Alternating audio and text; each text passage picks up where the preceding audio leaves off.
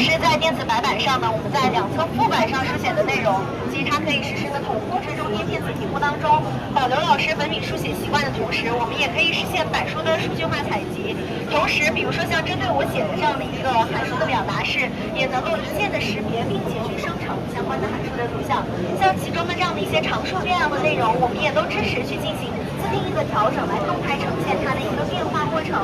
再比如说，像是针对立体几何的教学过程当中啊，无论是立体几何、平面几何，其实它都可以进行识别。识别完成之后，也提供了一些便捷的这样的工具的能力，去辅助老师进行教学。比如说提取截面，提取完成后，我们通过点位的延伸，那它整体的这样的一个截面的形状以及角度的变化，就可以非常直观的呈现给学生来进行一个查看和学习了。那再进一步来说，有拓展类的资源，我们也可以通过 AI 的能力来实现交流问答。